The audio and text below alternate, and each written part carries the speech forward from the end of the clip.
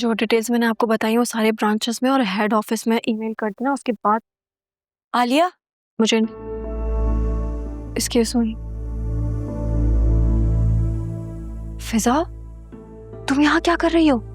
यार मेरी कल से जान निकली जा रही है और तुम एक तो मेरा फोन भी नहीं उठाती हो। कब से कॉलें कर रही हूँ तुम्हें मैं। तो मेरा फोन साइलेंट पर था और फिर ऑफ हो गया। अब सुबह उठ के मैंने चार्ज किया। वैसे मेरी फराज साहब से बात हो गई है। वो मुझे यही कह रहे हैं कि हमें ये सारी बातें बाबा को बता देनी चाहिए और हमें पुलिस के पास भी जाना चाहिए। नहीं नहीं नहीं नहीं नहीं, इम्पॉसिबल। पूरे शहर में खबरें फैल जाएंगी मेरे बारे में। अब ये तो होना है ना। मैं कल घर आती हूँ, बाबा को खुद सारी बातें बताती हूँ। देखो आलिया, मैं बदनामी का पोस्टर बन जाऊंगी। तो फिजा, और हम क्या करें? हमारे पास कोई और ऑप्शन है क्या? अम्मा को तो कल से यही बात सताई जा रही है कि मेरे ससुराल वाले उनसे सीधे मुंह बात ही नहीं कर रहे हैं। देखो फिजा, मुझे तो इस सिचुएशन का कोई और हल नजर नहीं आ रहा है।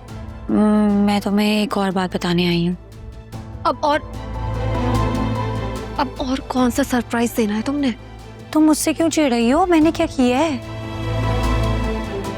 फिजा, बात क्या है मुझे वो बताओ। मुझे अकरम ने बताया है कि उसने सुल्तान के ऑफिस से असफर भाई को निकलते हुए देखा। क्या? ये तुम क्या कह रही हो?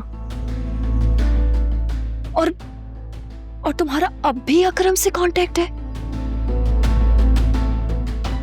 क्यों फिजा?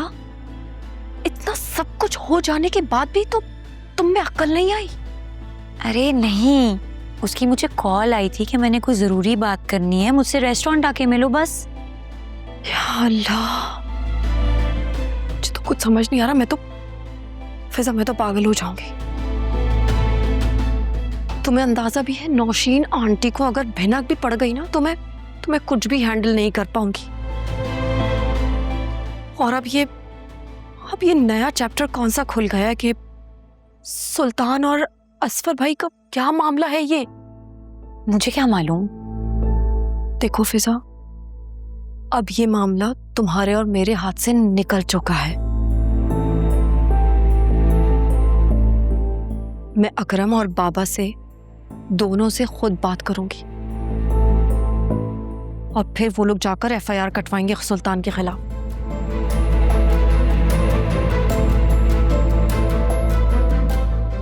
टहलने से कुछ नहीं होने वाला। तुम अभी घर जाओ। मुझे तो आयरा और सोया की फिक्र हो रही है। मुझे बहुत जोर के पैनिक अटैक आ रहे हैं। पहले ही वो घटिया आदमी अपनी गाड़ी से बाबा को टक्कर मार चुका है। पता नहीं वो क्या करेगा। नहीं आ रही मुझे समझ।